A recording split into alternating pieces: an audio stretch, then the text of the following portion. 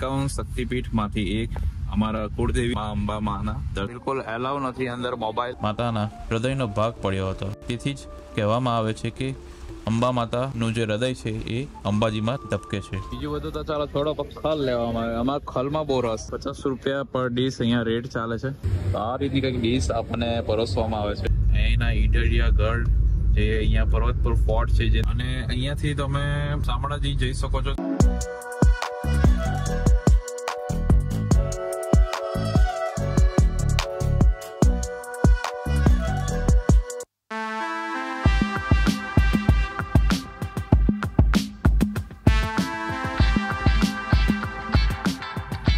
સ્વાગત છે તમારો એક નવા વિડીયો સાથે માઉન્ટ આબુ સિરીઝ. અને આગળના વિડીયો જો તમે નથી જોયા કે અમે માઉન્ટ આબુ આવીને શું મસ્તી કરીને કયા કયા ડેસ્ટિનેશન અમે કવર કર્યા, તો લિંક મેં ડિસ્ક્રિપ્શનમાં આપી છે અને આઈ બટન પર પણ તમે જોઈ શકો છો. તો જલ્દીથી વિડીયો વિઝિટ કરો, તમને બહુ મજા આવશે. માઉન્ટ આબુથી હોટલ ચેકઆઉટ કરી લીધી છે અને અમે જઈ રહ્યા છીએ 51 શક્તિપીઠમાંથી એક અમારા કુળદેવી મા અંબા માના દર્શન માટે અંબાજી, જે લગભગ અહીંયાથી માઉન્ટ આબુથી 40 કિલોમીટર છે, જે અરાઉન્ડ જો કે 2 કલાક જેવા લઈ લેશે, કારણ કે વચ્ચે ઘાટ સેક્શન બી આવે છે, તો એમાં આપણો ખાસો ટાઈમ થોડો જોતો એટલે ગાડી સ્લો ચલાવવી પડે છે. તો સીધા આપણે મળીએ અંબાજીમાં.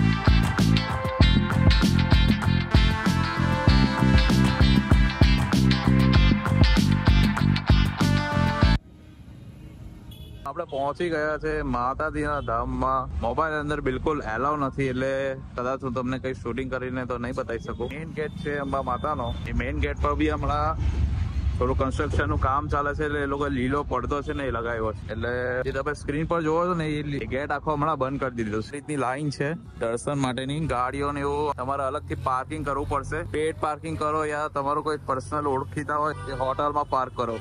મોબાઈલ લેવું તમારે અહીંયા મૂકી દેવું પડશે, જમા કરી દેવું પડશે. બિલકુલ એલાઉ નથી અંદર મોબાઈલ. અને કોઈ પણ ટેકનોલોજી વાળું ગેજેટ છે તમારી પાસે, વોચ કે એવું કંઈક છે તમારી પાસે, તો તમારે અંદર નહીં લઈ જઈ શકો. એ બાબતનું ધ્યાન રાખજો. આપણે હવે સીધા દર્શન કરીને હું તમને મળું. બોલો શ્રી અંબે માતની જય. આજે આપણે આવ્યા છીએ અંબાજી ધામ. બનાસકાંઠા જિલ્લામાં આવેલું છે અને આ મંદિર અંબા માતાને સમર્પિત છે. કથા અનુસાર જ્યારે શિવજી સતી માતાના મૃત શરીરને પોતાના ખભા પર લઈ શોકમાં વિહોણા થઈને ફરવા લાગ્યા, ત્યારે વિશ્વની શાંતિ માટે ભગવાન વિષ્ણુએ સુદર્શન ચક્રથી સતીના શરીરના ટુકડા કર્યા અને જ્યાં જ્યાં શરીરના ભાગ પડ્યા ત્યાં ત્યાં શક્તિપીઠો બન્યા. એમાંનો એક છે આપણું અંબાજી શક્તિપીઠ.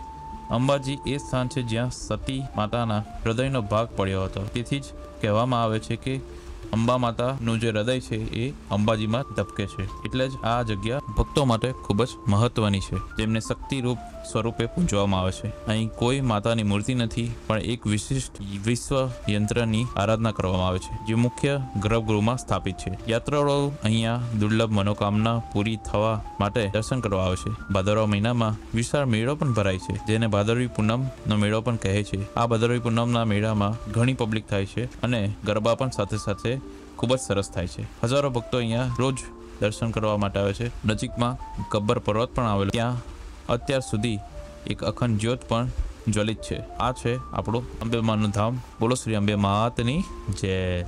હા, તો અમારા દર્શન એકદમ સારી રીતે થયા છે. હું તમને કહી દઉં, 2004માં અમારો અચલની બાબરી હતી અને એ બાબરીમાં અમે લોકો એ ટાઈમ પર એટલું બધું રશ નહોતું રહેતું, એટલું બધું પબ્લિક નહોતું.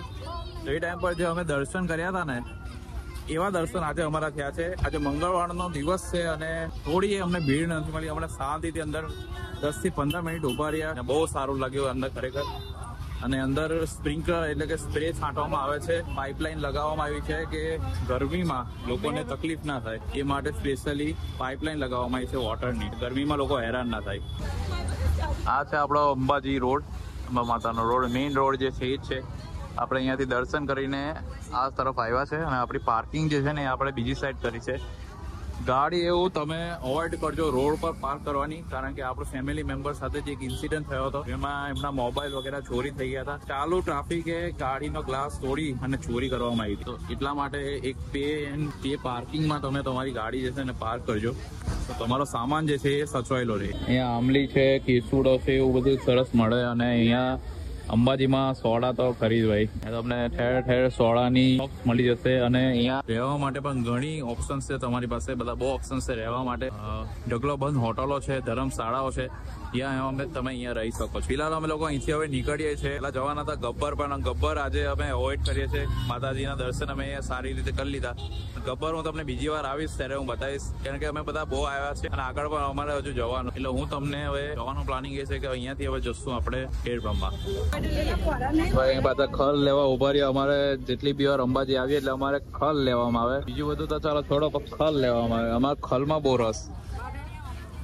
બોલો, ખલ લેવામાં આવે છે. જો કે ખલ એવું સારું મળે છે અહીંયા, પથ્થરની બધી આઈટમો. આ રીતનો કેસુડો વેચવામાં આવે છે અહીંયા. ઢગલાબંધ કેસુડો તમને અહીંયા જોવામાં આવે છે. જુઓ, રોડ પર તમને આ રીતના લઈને બેઠા જ હોય છે.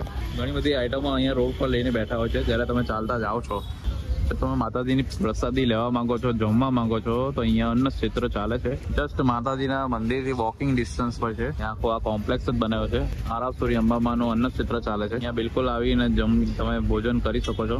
અમે અહીંયા ભોજન નથી કરવાના, અમે પ્રસાદી છે ખેડબ્રહ્મામાં લેવાના છે. ખેડબ્રહ્મા માતાજીના દર્શન કરશું, કારણ કે ખેડબ્રહ્મા પણ એટલું જ ઇમ્પોર્ટન્ટ છે જેટલું માં અંબા આરાસુરી માતાજીનું અંબાજી માતાનું મંદિર.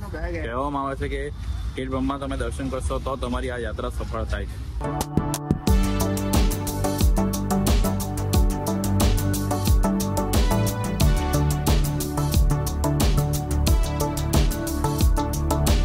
આપણે પહોંચી ગયા છે ખેડબ્રહ્મા માતાજીના ધામમાં. અને અહીંયા છે પાર્કિંગ તમારે કરવાનું છે. પાર્કિંગ કરીને આ તરફ તમારે જવાનું છે દર્શન માટે. પણ અમે પહેલા જમી લઈશું, કારણ કે મંદિર તો અત્યારે બંધ છે અને ટાઈમ થયો છે લગભગ 12:30 વાગી ગયા છે. એટલે હવે મંદિર તો હમણાં બંધ થઈ ગયું છે દર્શન માટે. પહેલા હવે આપણે જમી લઈશું. જમવા માટે અહીંયા આ રીતનું કંઈક વ્યવસ્થા છે, જે અહીંયા બોર્ડ માર્યું છે. અને માતાજીના દર્શન માટે આ બાજુ જાઓ, અહીંયાથી અંદરની તરફ જવાનું છે જમવાનું. અને શું છે વ્યવસ્થા, શું છે જમવાનું, એ આપણે અંદર જઈને જેવા બધા આવી જાય છે એટલે આપણે જઈએ અંદર. પહોંચી ગયા છે આપણે ખેડબ્રહ્મા. ખેડબ્રહ્મા જે નાના અંબાજી તરીકે પણ ઓળખાય છે, કારણ કે કહેવામાં આવે છે કે માતાજી અંબા માતા પહેલાં અહીંયા જ વસ્યા હતા. અહીંયાથી પછી એ ગબ્બર માટે ગયા હતા. ખૂબ જ ખૂબસૂરત મંદિર છે. અહીંયા રહેવાની, ખાવા પીવાની અને બધી સુવિધાઓ મોજૂદ છે. અહીંયા અલગ અલગ દેવી દેવતાઓના પણ તમારા દર્શન થાય છે. અંદર મોબાઈલ એલાવ ના હોવાને કારણે મેં અંદર વધારે કંઈક બતાવી ના શક્યો, પણ ખૂબ જ મસ્ત મંદિર છે. તો જરૂરથી એકવાર માતાજીના દર્શન કરવા આવો. દર્શન અમારા થઈ ગયા છે. અંદર મોબાઈલ એલાવ નહોતો એટલે મેં તમને મૂર્તિ એવું ઇમેજમાં બતાવી દઉં છું. હવે આપણે ભોજન કરી લઈશું. ભોજનશાળા અહીંયા કંઈક આ રીતની વ્યવસ્થા રાખવામાં આવી છે અને કૂપન લઈને તમારે અંદર જવાનું છે. 50 રૂપિયા પર ડીશ અહીંયા રેટ ચાલે છે. તો આ રીતની કંઈક ડીશ આપણને પરોસવામાં આવે છે. અને આ રીંગણ બટાકાનું શાક છે, આ વટાણાનું શાક છે, દાળ ભાત અને રોટલી આપવામાં આવે છે. અને 50 રૂપિયામાં તો ભાઈ તમે પેટ ભરીને ખાઈ શકો છો. અને એક વસ્તુનું ધ્યાન રાખજો કે અહીંયા સખ્ત મનાઈ છે બગાડ કરવામાં. બિલકુલ બગાડ ના કરશો. જેટલી તમારી કેપેસિટી છે એ પ્રમાણે જ ખાવાનું લેજો. આ તો અમારો જમવાનું અહીંયા સમાપ્ત થાય છે. અમે પ્રસાદી લઈ લીધી છે. હું તમને રેકમેન્ડ કરીશ કે જો તમે અંબાજીથી નીકળી ગયા છો અને બપોરનો ટાઈમ થઈ ગયો છે અને તમે કોઈ ભોજનશાળા કે કોઈ હોટલ શોધો છો તો ચિંતા કરવાની જરૂર નથી. ખેડબ્રહ્મા માતાજીના ટેમ્પલ આવી જાઓ. અહીંયા બહુ જ સરસ પ્રસાદી મળે છે. 50 રૂપિયામાં ફૂલ ડીશ આજે કોણ તમને ખવાડે, એ પણ શુદ્ધ અને બિલકુલ સ્વાસ્થિક ભોજન એમ. અને ખૂબ જ સરસ મને ટેસ્ટ લાગ્યો. એટલે હું રેકમેન્ડ કરું છું કે પ્લીઝ એકવાર ખેડબ્રહ્મા આવો તો અહીંયાની પ્રસાદી લીધા વગર ના જશો. બાકી તડકાઓ એનું કામ જોરથી વધારી દીધું છે. કાલે આ જ ટાઈમે અમે આબુમાં હતા, પણ આબુમાં અમને જરાય પસીનો નથી થયો આ 2 દિવસમાં. જેવા આપણે નીચે આવી ગયા એટલે ગુજરાતની ભઠ્ઠી ચાલુ થઈ ગઈ છે ગરમીમાં. હવે ફીલ થાય છે કે ના ગરમી છે બરાબરની. હવે અહીંયાથી બસ બધા જેવી રીતે ફ્રી થાય છે એ રીતે અહીંથી હવે રિટર્ન થવા નીકળીશું. રિટર્ન થવા માટે નીકળી ગયા છે. અને થોડી ડિસ્ટન્સથી વાત કરું તો 50 કિલોમીટર હિંમતનગરથી થાય છે આપણું ખેડબ્રહ્મા અને 140 કિલોમીટર અમદાવાદથી થાય છે ખેડબ્રહ્મા. ખેડબ્રહ્મા સાબરમતી નદીની કિનારે આવેલું અંબા માતાનું મંદિર છે. જરૂરથી દર્શન કરજો. બહુ સરસ મંદિર છે અને પ્રસાદી લેવાનું બિલકુલ ચૂકતા નહીં. જેવું અંબાજીમાં પ્રસાદીનું ચાલે છે સેમ એવું જ અહીંયા પણ ભોજનાલય ચાલે છે 50 રૂપિયાનું. બહુ સરસ.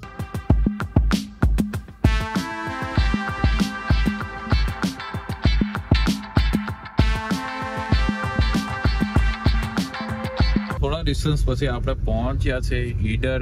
ઈડર ફેમસ છે અહીંના ઈડરિયા ગઢ, જે અહીંયા પર્વત પર ફોર્ટ છે, જે તમે હમણાં સ્ક્રીન પર જોવો છો.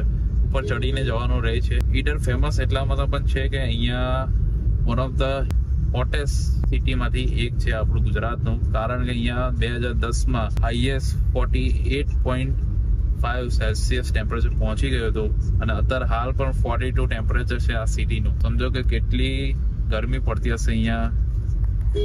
એ તમે જુઓ, આખો પર્વતીય ક્ષેત્રની વચ્ચે છે આપણું ઈડર સિટી. બહુ જ હોટેસ્ટ સિટીમાંથી એક છે અને અહીંયાથી તમે શામળાજી જઈ શકો છો. શામળાજી અહીંયાથી 55 કિલોમીટર ડિસ્ટન્સમાં છે. જો તમે અંબાજીથી આવો છો અને શામળાજી તમારે કરવું છે તો ઈડર આવી જાઓ. ઈડરથી તમારે 55 કિલોમીટર પડે છે શામળાજી. અને તમે શામળાજી કરીને જો ઉદયપુર જવા માંગો છો, જો તમે અમદાવાદથી આવો છો અને ઉદયપુર જવા માંગો છો તો અહીંયાથી પણ તમારે રસ્તો મળી જશે. શામળાજી દર્શન કરી અને ઉદયપુર જઈ શકો છો. ઈડરથી ઉદયપુર 172 કિલોમીટરનું ડિસ્ટન્સ છે.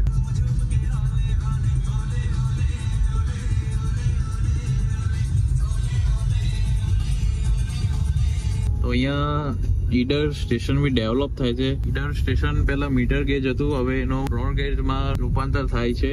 અહીંયા બિલ્ડિંગ્સ ને એવું આવી ગયું છે એટલે મેં વધારે તો કઈ બતાવી ના શક્યું, પણ જયારે અહીંયા બની જશે એટલે આ લાઈન સીધી જશે ખેડબ્રહ્મા અને આગળ જઈને એ ઉદયપુર લાઈને ક્રોસ કરશે.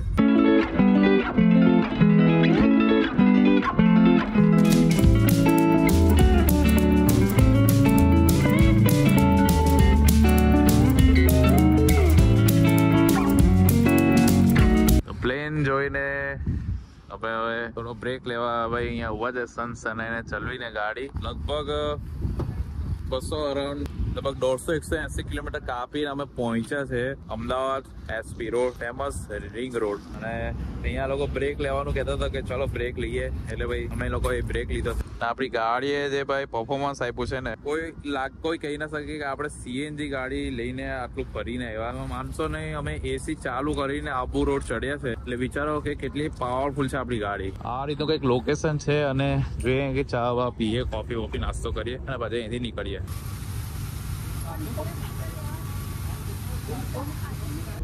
રિંગ રોડ તો આપણી ક્રોસ કરી નાખે છે, પણ હવે એક્સપ્રેસ વેવ ચડતી વખતે જબરજસ્ત ટ્રાફિક લાગે છે, કારણ કે ટોલ ટેક્સ બી અહીંયાથી લગભગ ઘણું દૂર છે. અને આ જે રોડ જાય છે એ રિંગ રોડ કન્ટિન્યુ જાય છે. જો તમે રાજકોટ જવા માંગો છો એના માટેનો આ રસ્તો છે અને આ રસ્તો જાય છે વડોદરા. વડોદરાથી આપણે આપણો ભરૂચવાળો એક્સપ્રેસ વે કન્ટિન્યુ કરશું, પણ હવે ખબર નહીં હવે ટ્રાફિક ક્યારે પૂરો થશે. બાકી આપણી 20-25 મિનિટ અડધો કલાક તો ગેસ પુરાવામાં જતો રહ્યો અને એમાં ખાસો ટાઈમ આપણો કન્ઝ્યુમ થયો. આમાંથી ક્યારે ફ્રી થઈએ છે એના ઉપર છે. સમજો સવારના નીકળ્યા છે, વાગ્યા છે 4-4:30 થયા છે, બાજુ કોઈ આપણો પત્તો નથી.